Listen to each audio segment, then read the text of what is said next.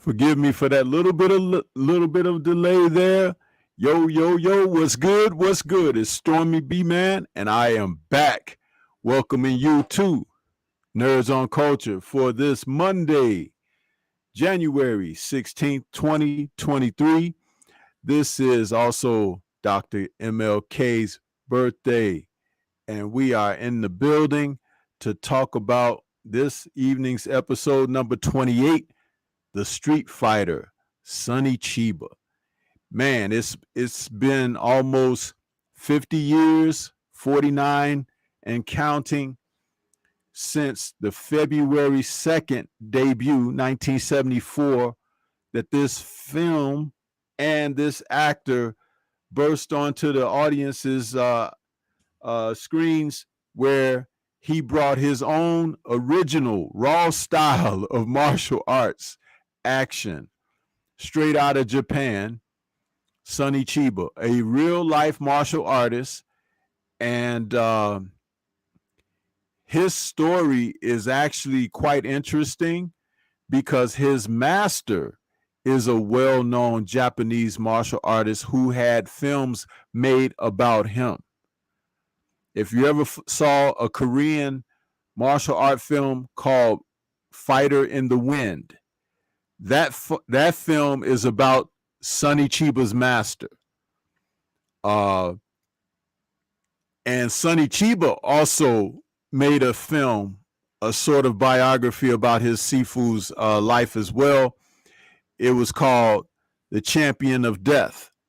And if you see Fighter in the Wind and Champion of Death, there are elements in both films that mirror, but Fighter in the Wind is a more complete biopic, and it tells the story of his Sifu. His Sifu was a guy, he was just like a common guy, and they were being bullied in Japan and Korea by Japanese soldiers, and he went to study martial arts, and he actually kind of snapped. He went off into the mountains to become the fighter that he became, and his hair grew out real wild. He was famous for wearing these tattered karate gis, and he would go into the cities and provinces and challenge martial art masters and brutally defeat them because he would be breaking their bones and stuff like that. And Sonny Chiba parlayed that into his fictitious character, the Street Fighter. So if anybody was kind of wondering where I was going with that, that's kind of where it is. And thought that I would kind of give that little bit of a backdrop on that. So let me welcome my brother Drew Titan in the building, wearing a spiffy shirt there that kind of looks good on the brother there, huh? Yeah, Stormy B Man. That's right. Got to get you one of them. But welcome, everybody. This is Nerds on Culture, and we're talking about the Street Fighter this evening. What are some of your first top of the mind memories about Sonny Chiba as the Street Fighter? Sonny Chiba's karate skills were so hard body that he could sit in the car and they could push it off of maybe a 2-story drop. And his breathing technique was so thorough that he survived the car as it fell. Yeah, you remember when they dropped his car off of the thing? And he said, I need that karate right there. They were pushing over there. He was down. He was like,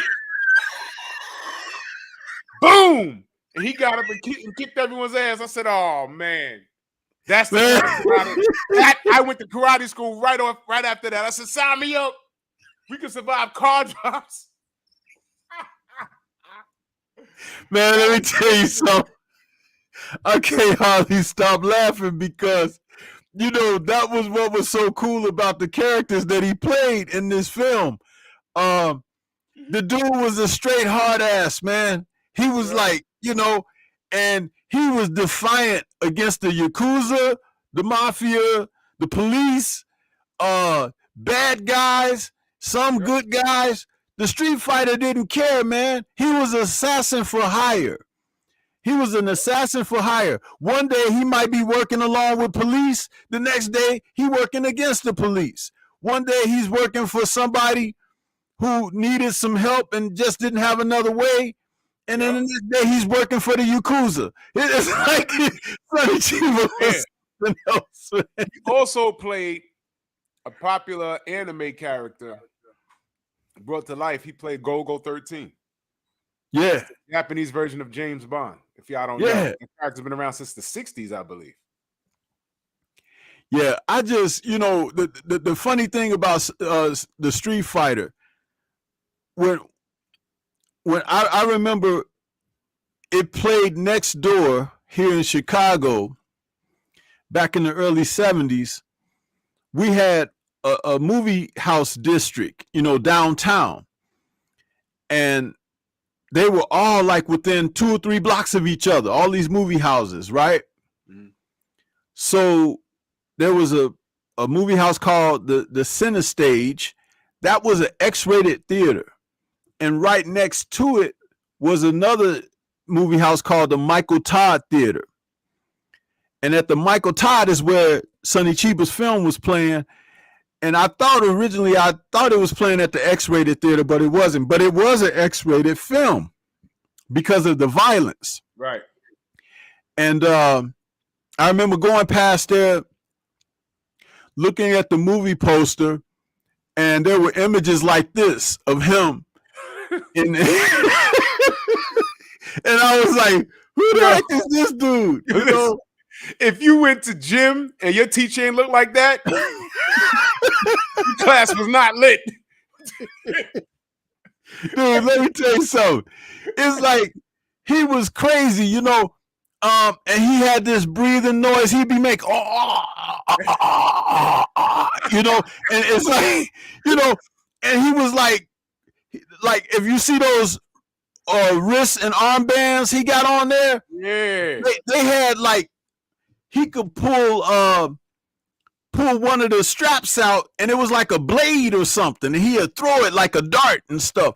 The Street Fighter was bad, man. Yeah. The dude was rough. And then every time you look up, they had him, facing off against somebody, right? And what's interesting about the Japanese karate films and the Street Fighter films are karate films. There was always an opponent in there. Oh, so you're Terry Suguji. I hear you're a good fighter. I want to test your karate. It's like they go right in for it, And it was funny because they get into these fights and he purposely didn't have good form or anything, but he was very brutal, bro. He would grab people by the arms and break their arms and twist it around sometimes. And just, right. and for the Japanese films at that time, the special effects, what would happen is they'll show this like little dummy arm swinging.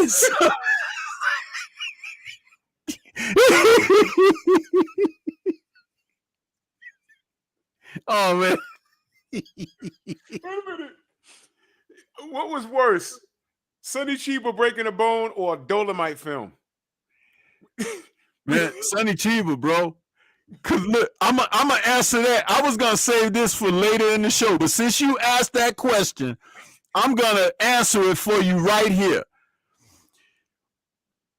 There was a scene in the Street Fighter where he punched the guy in the skull, and they showed the shot of an X-ray and the skull being shattered with a fist.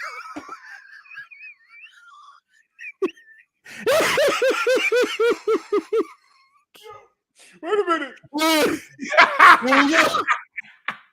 Here we go. Yo, wait a minute. Dude.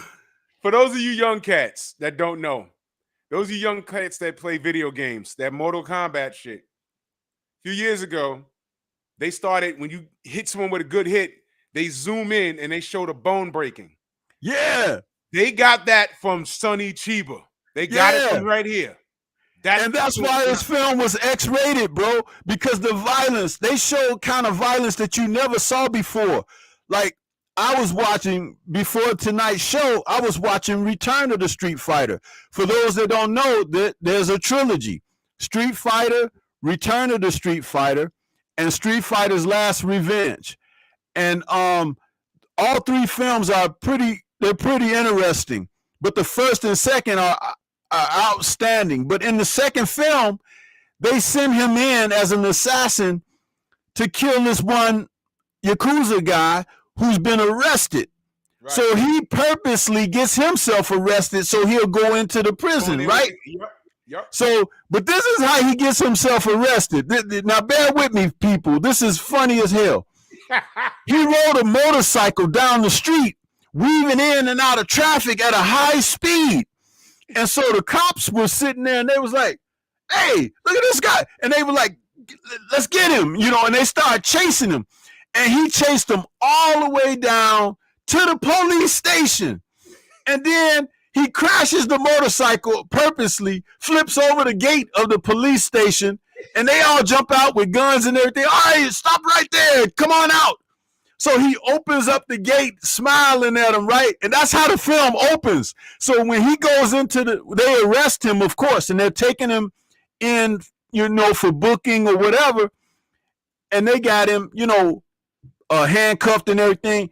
And he's going through the rooms and he hears them talking to the one guy that he's there to kill.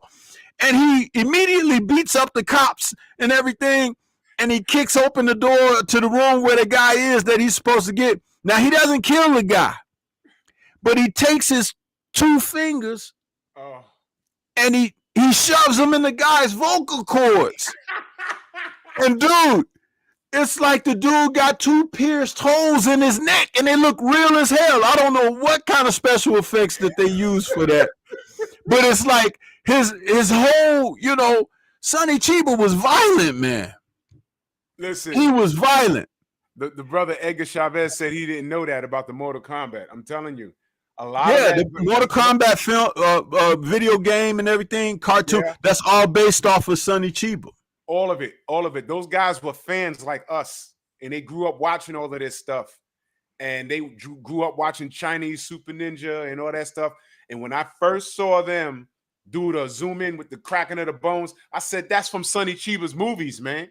That's where they got it from. It is hilarious. The Village Brother. What up, brother?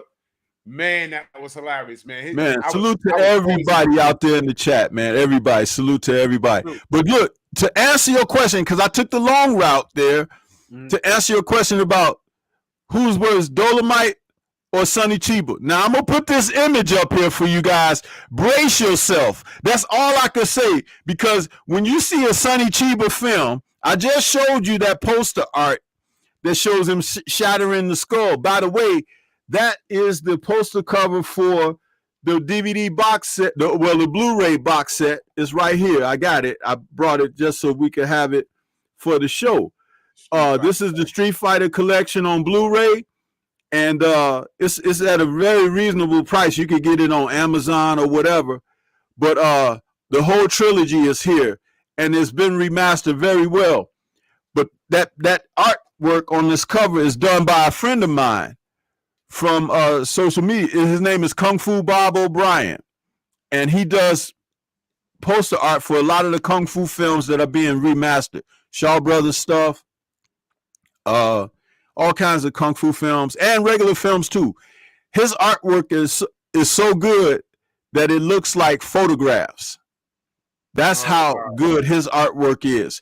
He can produce an image and make it look like an actual photograph. He's damn good, man. Kung Fu Bob O'Brien. And I've been knowing him. He's out of Philadelphia. Been knowing him for a long time now, over maybe 15 years now, because I met him on one of the Kung Fu forums. And he sent me a holiday greeting just a few weeks ago.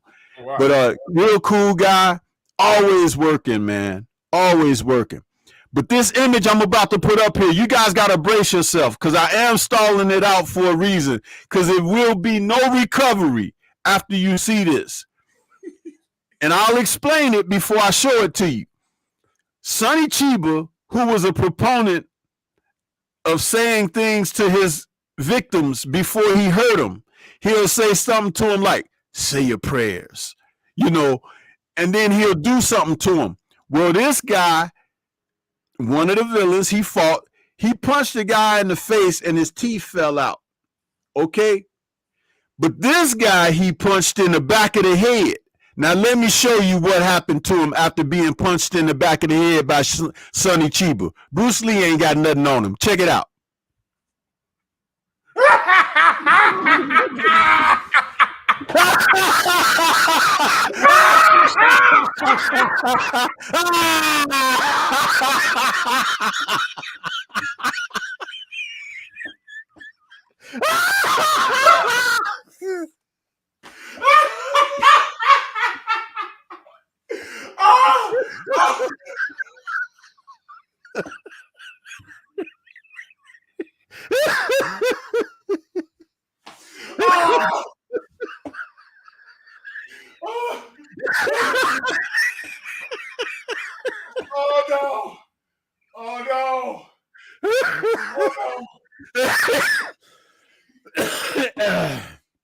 Oh man, I know you need a minute to recover, so do I. But I'm gonna tell you something, bro.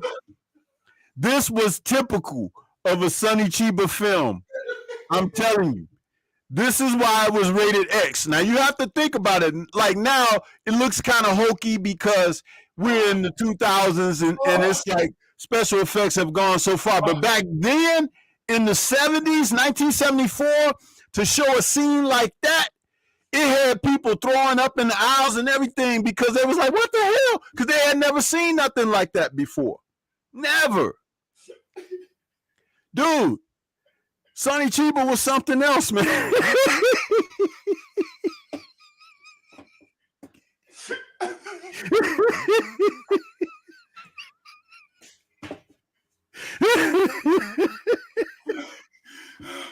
No, wait.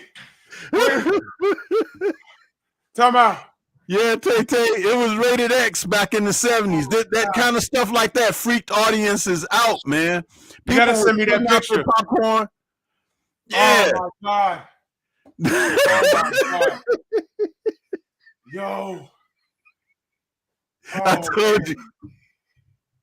My man Sonny Chiba. I can't, man. I can't. Yeah.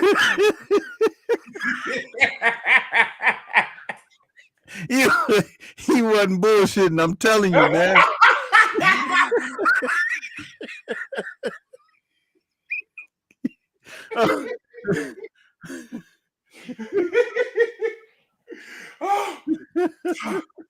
Oh, my abs. Oh, I can't do it. Now tell me, where you gonna see action like that, man? Oh, I can't. Nowhere. I can't do it. Oh my God. Oh my God. Please watch every Sonny Chiba film. Listen, man. You will not be disappointed. He did a film called The Bodyguard. And he was in this apartment and the Yakuza came in there trying to get him. So he locked the door. So they were shooting around the doorknob. And the guy stuck his hand in the door to try to open the lock. So Sonny Chiba grabbed his arm from inside and he broke the dude's arm off. He broke his arm off. There was blood shooting out everywhere. Man, let me tell you something about Sonny Chiba, man. He ain't to be played with, okay? He ain't. Super violent. I'm telling you. I'm telling you, man. He was in one of those Fast and the Furious movies when he went to Japan. Yeah. I wanted him to do something so bad in that film. I watched the film because I'm not a fan of the franchise, but when I heard he was in it, I said he got to do one move, just one. I want him to punch through somebody or something. It didn't happen, but damn. Well, and the funny thing, when Quentin Tarantino invited him to be in that cameo in Kill Bill, he made him as the designer of the Hanzo sword. Yeah, yeah. Now, Hanzo the Razor is a famous Japanese series of films. Yeah. And there was a Shogun, Hanzo the Razor, and so that was like a big play on that, because when Uma got her the sword, and she was like, "I finally got my Hanzo sword," and he was the one that made him, And if you remember when he was in that little sushi restaurant, and his little assistant in there, he was yelling at him a lot, right? Yeah, but that was the whole point. That was what was so the comedy. You had to know who Sonny Chiba was to understand the comedy between those two, because he was threatening the guy. You wanted to see him get the guy because you know what Sonny Chiba does to people in the movie. And Quentin Tarantino played that up. He made it like Sonny was gonna get him, but he never did get him, So that was what the joke was, really, overall. That you just want to see him do something to the guy. "Oh, I'm gonna get you." He's like, "Get over there!" He was yelling at the guy, and the guy was like, "Fuck you!" And Sonny was looking at him, but it was funny, man. Oh. But the Street Fighter, oh my goodness, man! All three films were excellent, man, as far as what they brought. And like I said, his karate was very crude. Yeah. He didn't do the traditional forms and all that. He was all crouched over sometimes, and he just did some weird stuff. And let the audience know, how close did we get a Bruce Lee and Sonny Chiba crossover? How we were close. We were so close. Man, we were so close. They were scheduled to meet up in Hong Kong because Bruce Lee had done some action choreography for a film of a friend of his, Unicorn Chan. It was a film called Fist of the Unicorn that was later retitled Bruce Lee and I, or The Soul of Bruce Lee, something like that. And there was a actor in that film playing one of the baddies.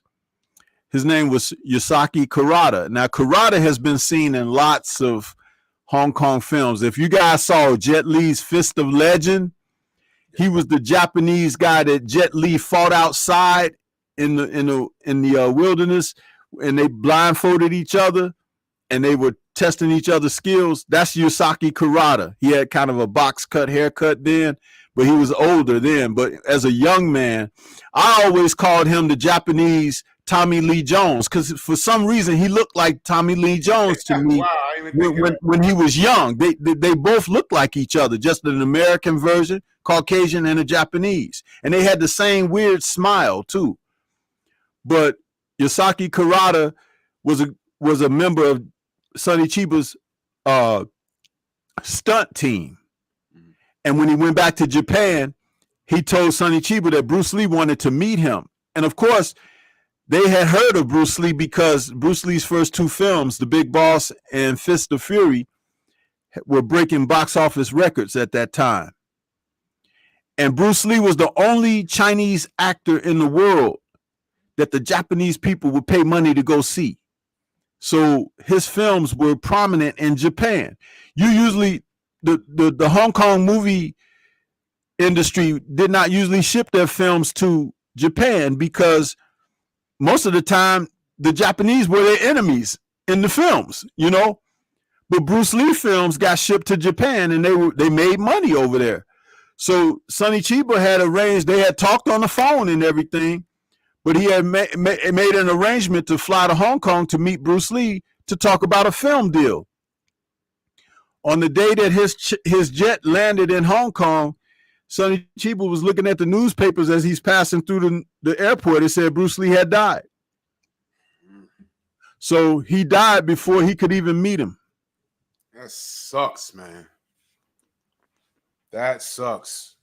It almost happened, y'all. Almost happened. And could you imagine the two of them in the film together? Dude, that would have been like crazy, because Bruce had a little craziness sometimes of how he was doing things. I always say that character that he played in Fist of Fury, that dude was crazy, and he played him crazy. Yeah. And some people like, it didn't take a lot of acting or whatever, but if you think about it, that character that he played in Fist of Fury was so far away from who he really was in real life. He did a good job acting as him. That character. I'm gonna stop my camera for a second. Yeah, I think that character's name, Fist of Fury, over here was called Chinese Connection. If y'all were wondering, that character, his name was Chen Jie in that film. Right. What's unique about that character was that the funeral was for the burial of Hu Yun-ja, and he was supposed to be Hu Yun-ja's one of his better students, who was assassinated by a Japanese man. Now, here's what's interesting: that Chen Jie was a fictional character. Hu Yun-ja was a real character, like a real person in real life, who was poisoned by some Japanese people. Right? Years later, Jet Li played Hu Yun-ja. Yeah, after playing Chen Jie in the remake of Chinese Connection, which is Fist of Legend. That's a remake of Chinese Connection. So he played both the student at one point and the master later. Right. And I always felt that Fearless is like one of the best martial art movies ever. But you have to watch the extended cut. If you just watch the regular theatrical version, you're gonna miss a lot of scenes. But if you see the director's cut of Fearless, it is really a very good film. One of the best martial art films ever made. Yeah, that character Chen Jie, when he threw himself on the coffin, he had a nervous breakdown right there, and he never recovered. He snapped. See, that's the thing that was so subtle about Bruce's acting in that film, because remember when his girlfriend, they couldn't find him, they didn't know where he was, and his girlfriend went to the cemetery, and she saw him sitting over there by the fire next to the Sifu's memorial, and he's sitting there eating a rabbit. All these years, I was trying to figure out what kind of animal that was he was eating, right? Because he was roasting it over the fire. But it turns out that that's what it was. It was a rabbit. And he was sitting there, and he was eating the rabbit, and he was looking around real crazy, like he had lost his mind. He went nuts. He went nuts. And he came back to reality after he finally killed the Japanese master. Remember at the end when he kicked him, and he kicked him outside into that backyard, and he was screaming. And then he just finally looked up in the air, and he was like, he was depleted. He finally avenged his master. He went through all of that. Then he gets back to the school and found out that the Japanese, while he was kicking the master's butt, they had gone to his school and wiped out all the students and everybody. And committed suicide by cop at the end. Right. Crazy. And Bruce Lee said that when they were going to let him, his character live at the end, he was like, no, this guy got to die because he killed so many people and stuff, and justice has to be met out and to balance things out. And they asked him, they was like, well, how should he die? The Japanese kill him or whatever? He said, no, let's make it like Butch Cassidy and the Sundance Kid. Remember that ending scene when they were running out? And that's what Bruce said. And he remembered that from the American film, Butch Cassidy and the Sundance Kid. So he took that idea and made Chen Jie run out there into gunfire, leaping up in the air, and they freeze framed it with him in the air. Yep. That was crazy. That was crazy. That was a beautiful ending. And you know something that was crazy about that ending scene? Dude, did you see how high he got off the ground when he leaped up for that flying kick at the end? Yeah, Bruce was over what, 5'6"? He was only 5'6", 5'7" at the tallest. He probably dunked a basketball. Dude, he got off the ground. He was at least 5 feet off the ground for that flying kick at the end. Yeah. And if you watch those behind the scene images of him and Kareem Abdul-Jabbar, he's doing flying kicks at Kareem, and he's up in the air. Kareem is 7'2". Yeah, exactly. The dude had hops, bro. He could have dunked the basketball back then, man. I'm sure of it. I'm sure of it. But yeah, man, the Street Fighter. Look what Edgar says. Look what Edgar says. I'm telling you, brother. That same dude. He's talking about the black guy. Yeah. But that, you know what? That was in I want to say The Killing Machine. That was the film that was. It wasn't the Street Fighter films. You just remember it being Sonny Chiba. That's what it is. But it's like, I was like, oh, why he do that to the brother? Poor guy, man. That was fucked up. Yep. And then The Bodyguard, he messed up a black dude in that too. But why he gotta go for the jugular on the brothers though? That was crazy. Hey man, I guess it was a play on that whole thing, you know. The brothers worship their thing, you know, and he knew, okay, if I take that away from him, he's nothing. Oh man. But dude, I remember in The Bodyguard, he's on the airplane and those guys tried to take over the flight while it was in the air. And they were telling everybody to get down and this and that. And he was sitting there reading his newspaper. He had that little, what did they call those little brown cigarettes people used to smoke back in? Oh man, they had a Beaties. I don't remember what it was called, but he was smoking one and he was looking at the newspaper or pretending to look at the newspaper. And the guy came over there and he was like, yo, didn't we tell you? Put your hands down. He's like, get up. He looked up at old boy. He said, say your prayers, fat man. And he kicked that dude in the face and whooped him. And then there was a guy standing at the other end of the plane and he pulled out a pistol and he was like, hold it right there. And Sonny Chiba had that cigarette in his mouth and he flipped it and it hit the guy in the face and he did this flying kick. He jumped up in the air. They always show him first he jumps up like a vertical. Then he soars through the air and he kicked the guy. Look here, man. I got to put my camera back on for this one.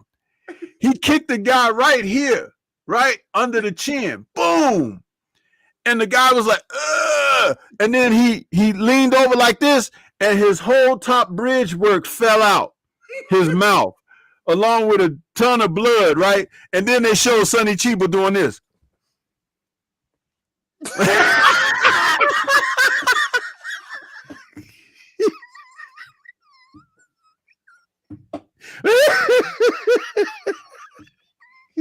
Yo, Sonny was so violent. Oh my God. Oh my God. Man, he was a son of a gun, boy. I'm telling you, man. His movies are instant classics, man. They are, you know, and it's like, and they have decent stories too, but it's like the action just takes you to another world, man. You know what his films are? Like live anime. Yep. That's exactly what they are. Yep. Live anime. That guy, man. Oh my God. Don't study on Sonny Chiba, man, because it was different. You don't watch him and expect to get the same, because of course Bruce is worldwide celebrated. But for those that are into the martial arts genre, you know who Sonny Chiba is, and he has like a hardcore cult following. I'm sure in Japan he's on some next level shit. But and he just died in 2020, I think. I think he had COVID, they said. Yeah, he died from COVID, and it's a shame because that just tells you how good a shape he was in as a person, because he was in his 80s, but he was, you know, a lot of people have lost their lives to COVID, man. Mm-hmm. You know, and it's just a debilitating thing. But Sonny was a heck of a movie star and a very humble guy too. Very humble. Yeah, he set the tone, man. A lot of guys, well, not a lot of guys, another guy that came out of Japan, we could probably do a whole show on him too. Sho Kazugi. Yes. He was the next one up that I remember.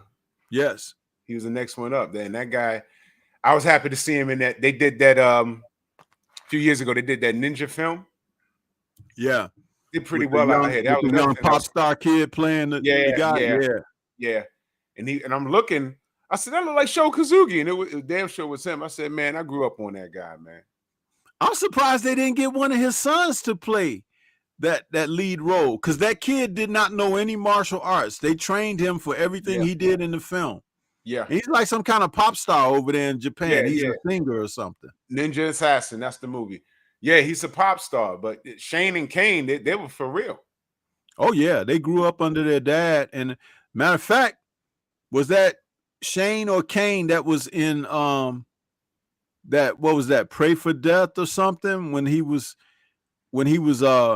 had come to America and he had that little art shop where they were selling those little puppets I and think stuff. both of the kids was in that one. I think. I don't remember. But just his one son was in that one. But I don't know who's older. It may have been Shane. But that's right, Omega Red. His name is Rain, that kid that played in Ninja Assassin. Did a good job. That was a pretty, that was a durable film. It's like, I like those films that it's not Academy Award, of course, but it's like watching a cartoon. I love that. There's blood everywhere. That shit was hilarious. Oh yeah, man. Sonny Chiba's films are always categorized like it's not for the faint of heart. It's like just some stuff, and it's over the top on purpose. Like I said, the best way to describe him is like live animation, live anime. That's probably the best way. Damn. And he played some other characters like the Shogun Resurrection. He was in that, and the power of what was it? The Power of Force, something like that. It's where he played another Japanese karate master in that. And Isuku Kiyomi is in that too. I had an image up that I put up of Isuku, who her films were spawned off of the Street Fighter films, where she played Sister Street Fighter. And she was like Japan's answer to Angela Mao. And she was great. She worked the nunchucks and everything. And on that top image of her with the blue on, that guy that's the larger image next to her, that's Yosaki Kurata, the one who was introducing Sonny Chiba to Bruce Lee. He's played in, and he's also in that lower bottom picture where she's holding the nunchucks over her shoulder. That's him as well. But she was very good, and she was a student of Sonny Chiba's Japan Action Club. So her karate was for real too. She played in a film with Sonny Chiba called Dragon Princess. She did these Sister Street Fighter films. She was very prominent in the 70s as a martial arts film star. Very much so. And I saw an image of her recently.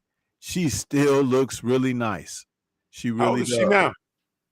She has to be, if Sonny died and he was in his 80s, she has to be in her early 70s. Let me see if I could get a Google picture of her like recently. Look, yeah, they got a lot of images of her. Yeah, she's kind of hot, man. She was kind of hot. Oh, look. Okay, I found her diet must be good. She's not bagged out or nothing like that. She just looks the older version of herself, but she's not like decrepit and hunched over and messed up. You know what I mean? Yeah, I remember her face. I never knew her name though. Yeah, Asuku Shiomi. And her films, I'll tell you this, she has far many more fight scenes in her films than Sonny Chiba. Each one of her films, dude, it's like a fight scene every 5 or 10 minutes. She lots of fight scenes in her films. You know why I would think they would do that? Because she's a woman and they need to hold the audience. That's the only thing I can think of. And I do recall, I'm looking at some of the posters here. I do recall watching her movies in the Mhm. grindhouse. I Yeah. do recall that. Yep. I She never was knew her name. prominent. I didn't She even. was, I didn't even recall that it was affiliated to the Street Fighter. I didn't even recall that. yeah.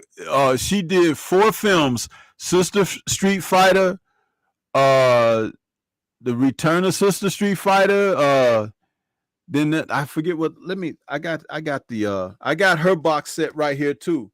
This is what hers looks like. I came prepared tonight.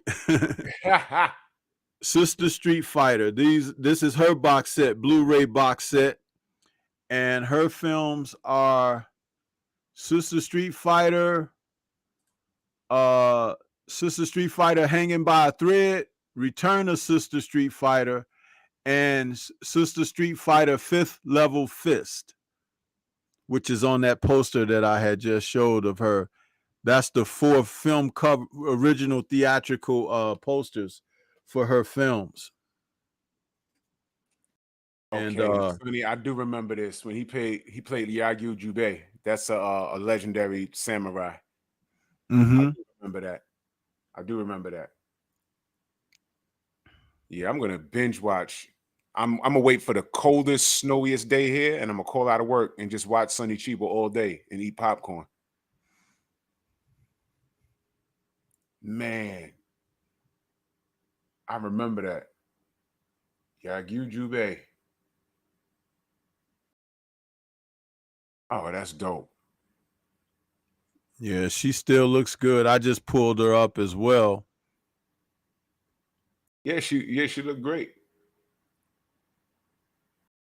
Yeah, And I man. think she did some modeling too back in the day, because there's like a lot of shots of her in like pants, outfits, and shorts and onesies and stuff. One Piece bathing suits, yeah. Yeah. But she could fight though. It's like, dude, don't get it twisted. She was not just a film fighter. She could throw down for real. She was probably a multi-degree black belt. I don't know what, I haven't read her biography, but I am aware that she was definitely someone that could kick butt for real. For real. But like they've seen a face off against Miss Mao right here in Jersey. You know, I never did get to that restaurant. It's in New Jersey. Right. It's still She's there? right up there by you. Yeah. She's up there by you guys. I'm gonna go over there and get a picture, man. Do you remember the name of it? I don't have the name, but I could get the name, because I got a couple of guys I could ask. I could get the name and get the complete address. Now this thing is acting up now.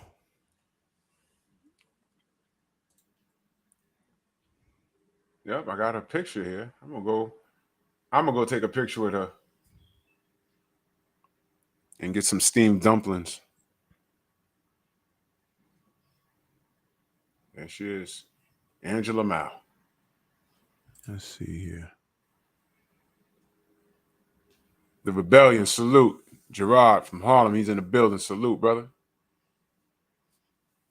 It's like it's saying that it's frozen here. Hold on a second. I'm Well, gonna we hear refresh. you fine. We hear you Huh? fine. We can hear you fine. Everything's fine on this end. But on my playback, it's like nothing. It's like we're frozen, both of us. Oh yeah? Yeah. Well, I got YouTube up. Everything's moving. Everything's moving on our end. Yeah. On my end, it's moving too on side the melon. It's kind of crazy. I guess this is like it's got to be something going on with the internet in the neighborhood, because it's just totally weird. Yeah, my computer does some weird stuff too. Sometimes when you're loading the intro, I'll hear the music, but it'll freeze, and I have to go to another window so I can hear it, and then pick it back up again. It's weird, man. Right. Well, as long as you guys are getting me good, that's fine. Yeah. That's fine. But yeah, man, these films, I mean, the fact that Sonny Chiba launched her career for her, you know, he had people working, man. And a lot of those guys that were in his films, they were part of his action club, you know? And a lot of them just played guys getting punched around and kicked around, but quite a few of them were real legitimate martial artists as well. You know? Yeah. So it made a difference, you know, it made a difference big time. I had recently in the mail got this book because I heard some guys talking about it. And like I told you, I come prepared tonight. And of course, the Street Fighter is featured in this book as well. But this book is called These Fists Break Bricks. I got it on Amazon. And the book is thick, as you can see. It's a thick book. But let me tell you something about this book, man.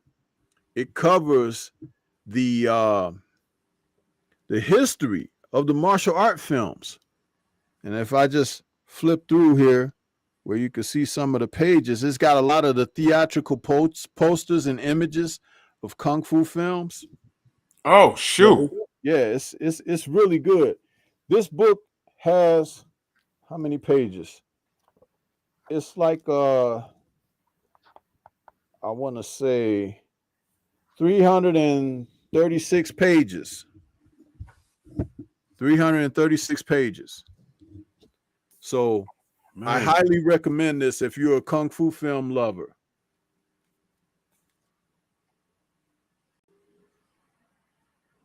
Get off of Amazon. Yeah, that's dope. That's dope, man. Every time we talk about these throwback films, I think of the old 42nd Street. That one block, it was just all grindhouse. One side of the street was the nudie flicks. The other side was all the kung fu. Shaw Brothers films, Golden Harvest. And there was one more company, and I forget who they were. But they were like an off brand.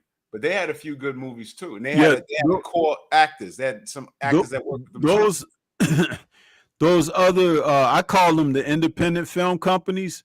But there was one, it was one that was very prominent, Seasonal Pictures, which they made a lot of the films like with Jackie Chan and stuff like that before Jackie Chan, you know, when he did Snake in the Eagle's Shadow and stuff like that. Or they did the films with John Liu and Wang Jing Lee, those guys. You know, one of the things that was real prominent about those films was after Bruce Lee passed away, they were trying to figure out new ways to be creative with martial arts on films because for a small stretch of time, you know, Bruce Lee, one thing that a lot of people don't know about his choreography was he would do this thing. Try to stop my camera again. Hold on a second.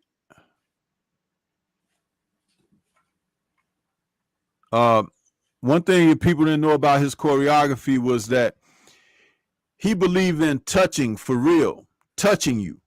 But he wouldn't hit you and hurt you, but he would touch you because he felt like your reaction off of being touched would be better than just simulating like you got touched. Right. So he had super control. Well, when he passed away, some of the other choreographers was trying to recreate that. And guys was getting hurt on film sets and stuff because they was getting hit for real, kicked in the mug and stuff. And let me take this. I'm sorry. Yeah, go ahead. I'll take my camera off. But yeah, guys, it's like one of the things that was just real prominent was these actors and actresses. They would do whatever they can to make these films, and sometimes they would do things like take blows unnecessarily just to show, oh yeah, the realism and stuff like that. And people were getting hurt. sent to the hospital and stuff like that. It was just crazy, man. That was a crazy era because they were trying to find their way in making these films. Some of the martial artists, they didn't know how to fight in front of the camera, but they could fight in real life. So they had to be taught how to fight on film, on camera. Because in real martial arts, you're taught to hide your blows and to hide your movements. And in cinematic martial arts, you have to show your movements. You have to be more flowery with it and exposing of it so it could be captured for visual effect. So it's a different principle and philosophy when you talk about cinematic fighting as opposed to real life fighting. So, and they ran into a lot of problems with that. But when Bruce Lee passed away, one of the things choreographers found out that they could do is create villains who were like super bad, and it would take more than one guy to beat them. So you saw a lot of films where the climax was 2 against 1, you know, and that enabled them to work out some extremely intricate choreography, 2 guys against 1. And it's usually like a fist master and a foot master against the villain who mastered both, you know. So Wang Ching Lee usually played that villain, whether he was playing the white-haired priest or he was just playing a villain that was a master that could just take on different guys. But his kung fu was excellent. Wang Ching Lee was one of the best, and he came on just about 2 years after Bruce Lee passed away. They found him out of Korea, and he famously killed a guy with a kick to the head. He killed a man with a kick to the head. So his kicks were really lethal. And in Snake and the Eagle's Shadow, word has it that if you see the film right at the very end, after Jackie Chan defeats Wang Ching Lee, the villain, and him and the old master are talking and Jackie smiles, he's missing a front tooth. They say that Wang Ching Lee accidentally kicked Jackie in the mouth and knocked the tooth out. And there was word that Jackie didn't want him in Hong Kong no more after that. Don't know how true that was because there's nobody really substantiate that. But Jackie got kicked in the mouth by Wang Ching Lee and lost a tooth. You're on mute, Drew. That sucks because, you know, Jackie was always almost on every film, almost killing himself. Yeah. Woo. Yeah, that was like crazy. Jackie Chan. Crazy. But that he really almost killed somebody? Well, he killed somebody with a kick? Wang Ching Lee killed a guy with a kick to the head. Oh man. Now what kick he used, I don't know if it was just a was it competition or just a fight or like? No, it was a fight. I think they were in like a bar or something like that, and the guy tried to attack him or something, and he kicked the guy, killed him. Oh, well, self-defense because he went on to do some acting. And he was famous for being able to do that one flying kick where he could kick you multiple times with both feet. Yeah. Yeah, he was one of the very first ones to do that on film. Then later on, other guys like Casanova Wong came up doing it. He could do a flying kick where he leap up and kick one guy in the front and 2 guys on the side.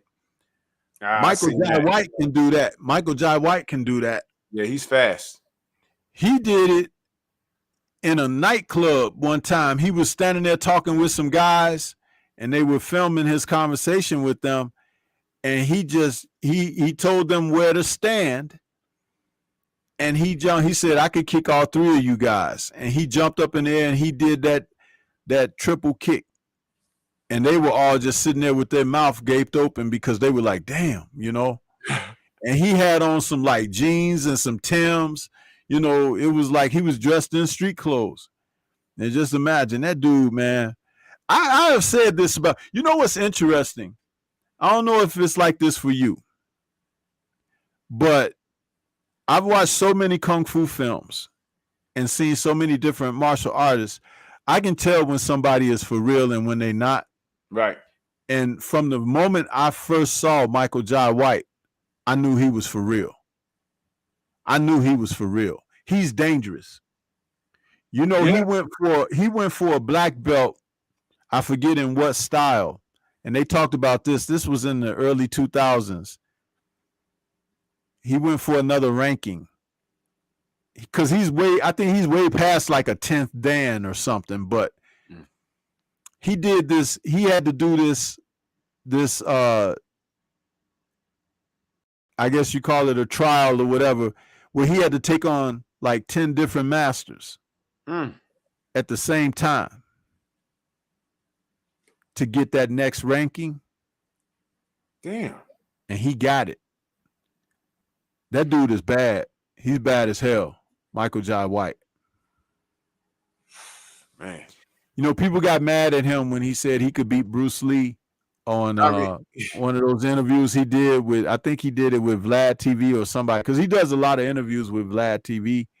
But Michael was talking about, because, you know, he was talking about with common sense. If you talk about Bruce Lee being 5'7" and 120 something pounds, because that's what he was when he passed away. He was only like 118, 122 pounds. He was very light when he died.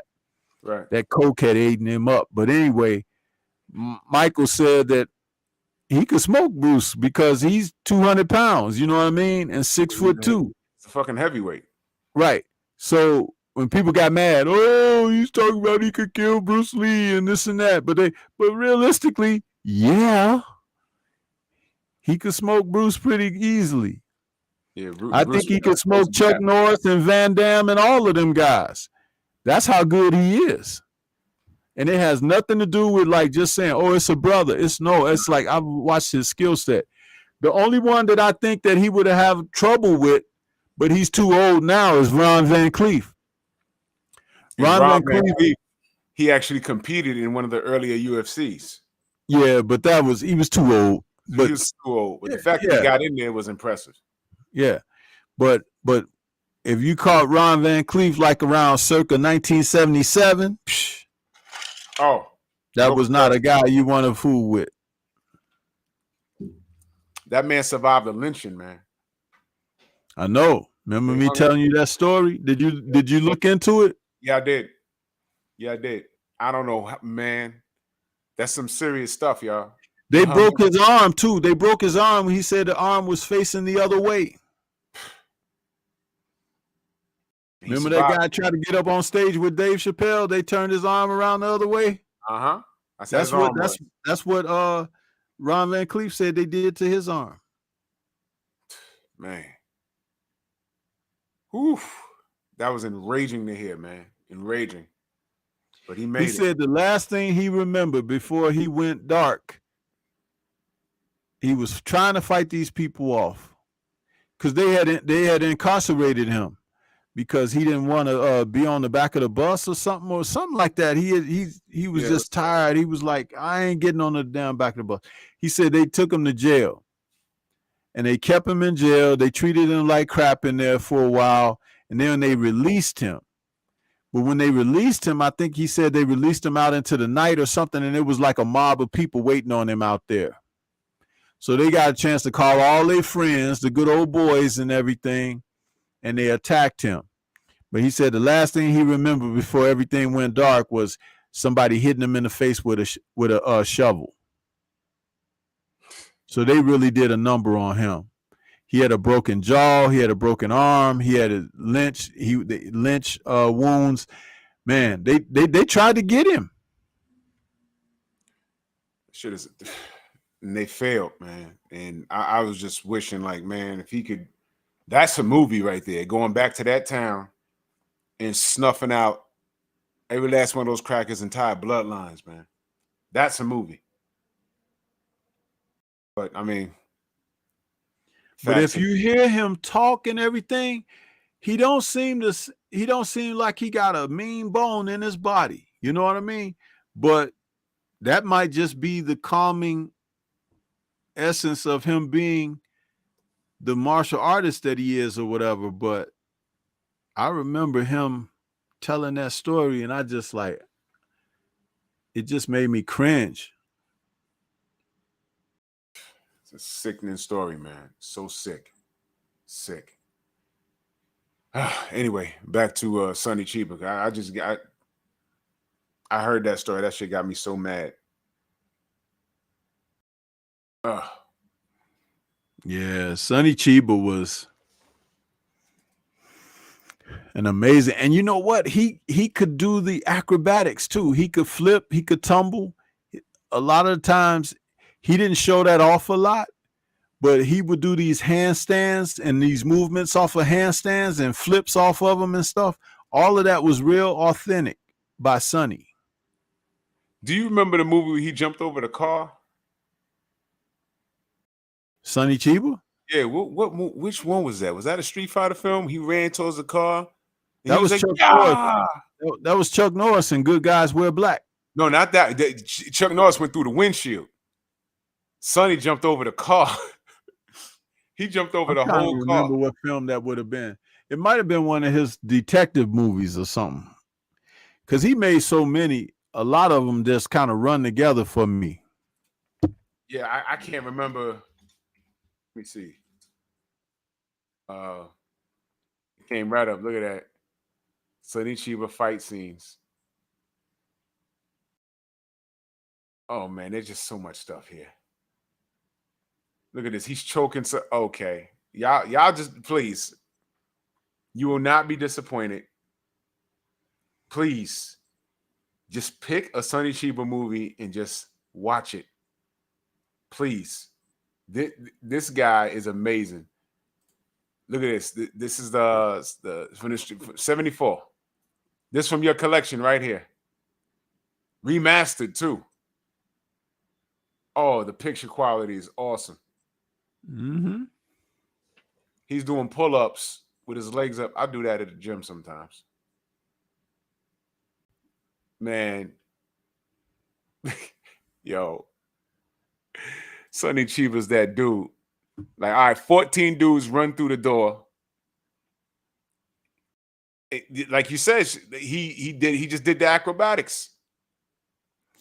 And he had this one move. He had this one move that he would do in all of his films when he's fighting. It's a rapid, like 5 or 6 punch combination that he would do on a guy. He didn't do it all the time, but he did it at least once in every film. It was like a trademark move. You know, he just did it. He just did it. Yeah. That's like a trademark move of his. You have to be, if you're watching his movies, you have to wait for him to do it, and he'll do it. Oh man, I'm so hyped. I'm gonna watch everything. There he is with the breathing. Oh man, Sonny's that dude. Underrated, man. Oh man. Yeah, and he used to have this old guy in the movies with him all the time. That's one of his instructors too. And he would have him in the movies with him. I remember that. I forgot what film that was, but that's Street Fighter. That's Street Fighter? They had a fight. They had a fight in there. And he beat him. Yeah, and he was like, the old man was like, your name is familiar. He's like, is so-and-so your father? And then he was like, he was an honorable man or whatever. Uh-huh. And Sonny Chiba got mad because his dad was assassinated. He was with death by gunfire or something like that, when they tie you up and shoot you. Yeah. And he was a little boy and had to witness them soldiers taking his dad in. So once he recalled that, and the old man was telling him about his dad, he remembered that they played that scene because they did it in the second film too. But he remembered his dad, and then he got mad and he jumped on that old man and kicked his butt after that. And the old man tells him, I can see where you're getting at. He was like apologizing for like, raising up those old feelings in him, Yep. Yep. There he is, a young Sonny Chiba. Yeah, man, that dude Knock was your bad as eyeballs out hell. the front of your head, man. Oh man. Dude, wasn't that hilarious though? Oh, And I said I was gonna save that for later in the show, but it's like when you asked me that about Dolomite or Sonny Chiba, I'm like, man, once you saw that damn image, that was gonna be enough right there to make you realize, Dolomite ain't had nothing on Sonny Chiba. Oh man. Man, this was dope. This was dope. I'm gonna binge watch everything Sonny Chiba, man. Sonny Chiba, the original Mortal Kombat character. Yeah, man. Sonny Chiba was something else, bro. He was something else. So close. So close to a man. Imagine, people, we almost had a Bruce Lee, Sonny Chiba film. We were close.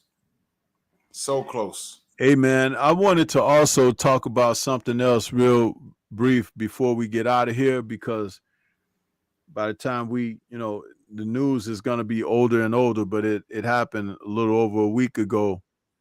But I wanted to talk about what happened to Jeremy Renner, man.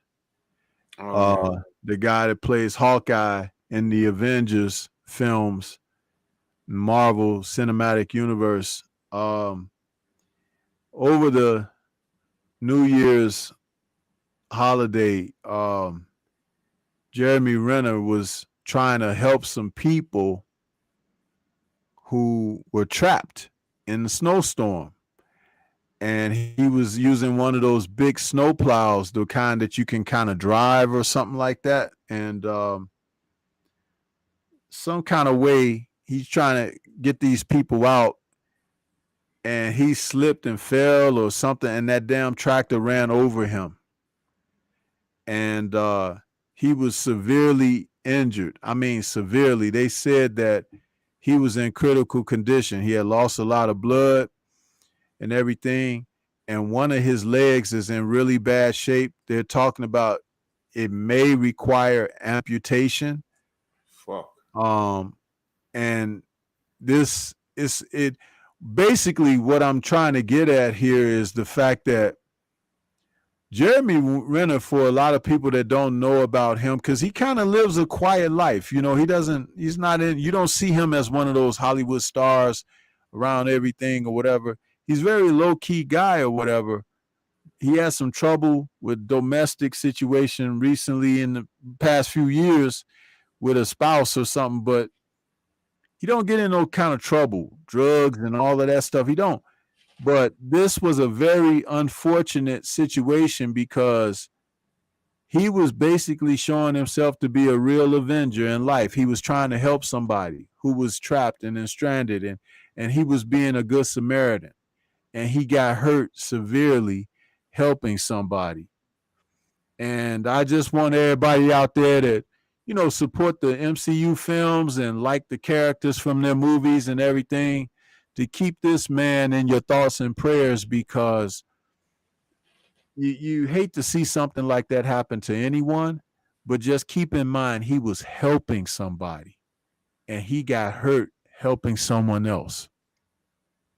And it's a shame, because his life is going to be forever changed beyond this, because even if he doesn't lose his leg, he's not going to have the same type of quality of life that he had before the accident. So, and I just wanted to make certain that I said something and acknowledged them, because this show is about these people who provide entertainment for us through films and television shows and everything. And we remember he was on the Hawkeye Disney Plus show with the young lady. So it's like, I just heart goes out to him and his family, and hope for the best of recovery that he can get out of these circumstances. But it's very unfortunate. Yes, that's crazy. It just goes to show you, it can happen.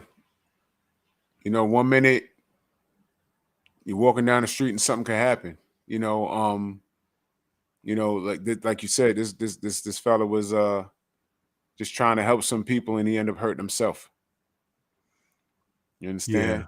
You know, you never know. Now, thank God he's alive. Let's do that. Right. You know, and even if, you know, God forbid, man, even if they have to amputate, I would like to hope that he's earned enough money and that he'll be, you know, taken care of, you know, but keep that in mind. There's a lot of people that are not as financially fortunate as he is that have gone through something similar or, you know, along those lines, you know. But it's important to know that this can be anybody. I mean, who would have thought? And you know, this is why you can't take anything for granted. You can't take anything for granted. I mean, just really think about, you know, the normal people that go through things every day and the people that we were entertained by. Y'all remember what happened to Aaliyah? I mean, who'd have thought? You know, Lisa Left Eye Lopez. Who'd have thought? I mean, these are just freakish things that happened, and it's like, yo, you know, back in my parents' days, you remember that the plane crash that they told me about with the Big Bopper and all those other singers on it. Yeah. That's just unfortunate. These are just things. They're really and truly accidents. So you don't take anything for granted, and this hits home to a lot of the nerds because a lot of these actors, we see them and say, yo, these actors, we know they got other lives and stuff, but it's like you see Robert Downey Jr., you're like, yo, all right, dude, you are Iron Man. You can't be anyone else in the MCU but Iron Man. This guy was Hawkeye. I don't want to see anybody else as Hawkeye, you know? And it's going to be strange. They're doing all these things with the multiverse and stuff. If he can't do it anymore, they're just going to get another Hawkeye. And it's going to be weird, you know, because we know, yeah, Otis Redding. Thank you, Omega Red. I mean, these things are just rough. It's very, very rough, you know, and it's I'm glad he's alive though, because that's what the thing was. I didn't want to hear about him clinging to life. I'm glad he's alive. Now, the state of his leg, we don't know.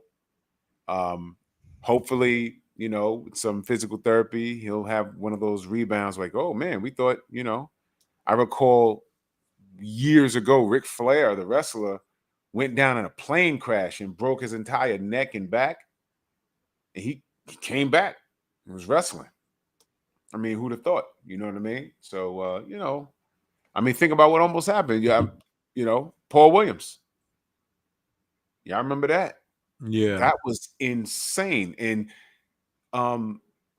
just remember, y'all, when that happened to Paul, he had just signed to fight Canelo Alvarez. That fight was signed. It was already done. He was on his way to a wedding, I believe, and he crashed his motorcycle. You know, so you know, always. Yeah, that's right, Omega Red. I was watching that night too when Owen Hart died. That was incredible. You didn't see it, but they did something, and then you saw the reaction in the audience, and I was like, what just happened? And then when they said what happened, I said, what the? It was like crazy. I said, wait a minute, what? Don't take life for granted. I know it's that term is used a lot, but don't take life for granted. Don't take life for granted, man. We're not promised tomorrow. We're not, man. Absolutely. For real, man. For real. You know, don't play with people. Y'all know the spiel. I talk about it a lot, man. Don't play with people. You know, trolls, just hit them with the wrench and get them away from you. They're miserable people. You don't know what they're capable of, you know. But you live your life to the fullest. Don't bother people. You don't know what mental state they're in, you know. And as blessed as he is with the acting, because his career blew up. He was doing a few movies, and then once the Avengers hit, once you become a part of that franchise, people know you. And don't forget, just before the Avengers, he had that opportunity where he won that Oscar for The Hurt Locker. Hurt Locker, yeah, yep. So he was doing some big things, man. And then just like that, over something that he was doing, and he wasn't out there drinking and driving and goofing around. He was trying to help somebody. Now, for those of you that are religious, at this point, because he was on top of his game right now. I don't know where his mental state is right now, but he's gonna have to figure out, what does it mean? You know, why did this happen? What did it mean? Whatever. I'm happy when I see Paul Williams because he made peace with it almost immediately.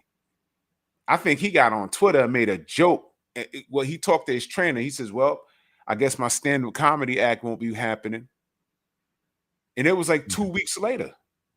I said, this brother's joking. From the wheelchair, man. Yeah, I said, man, you know what, man? I don't know if I could do that. Yeah. You know, this just something to think about, family, man. So I'm glad he's okay. Like, as far as living, I'm glad his life is not gone. You know, but you know how it's gonna turn out, we don't know. But I'm just glad he's here. But salute to him and his family. Yeah. Yeah. But hey, man, we come here to the end of another show. We had a great one tonight as well. Yeah, man, this was dope.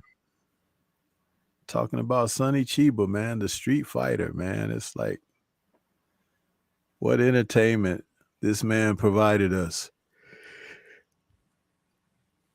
And for those who haven't checked his films out, go and give him a look. I guarantee you will be entertained. You will not be disappointed. Get your popcorn. I mean, be fat when you watch it. Sit down. Don't play with your phone. Get your favorite snack. Put the kids away. Tell the lady go in the room and just sit there and just be fat and watch your movies and just laugh. Have a good time. Because it's over-the-top martial arts. Over the top. You will not be disappointed. It's a man's movie. Right. It's a man's movie. Hell yeah. Absolutely. Any final thoughts before we get out? Man, I love this show, man. I love this show. When we get a chance, we should do a show Kazugi. We should do a show Kazugi. Because he has a lot of films too. And I think that's another bro. He brought ninjutsu to America. He's the one that turned our heads to it. Right. He did that. And we should do that. And yeah, Jeremy Renner was in 28 Weeks Later, Jeff Spark. Absolutely. So yeah, man. Salute to you, Stormy. Thank you for having me, man. This has been a great show. This is dope as always. Can't wait till next week, man. Yes, sir. And hey, man, we'll be back with another one next week. You doing your Painful Excellence tonight? Yep, heading over there right now. All right. Well, we're gonna get on up out of here. I want to say peace to everybody out there that tuned in this evening. We'll catch you guys on the next one. Shout out to the mighty LDBC, and we are out. This has been Nerds on Culture.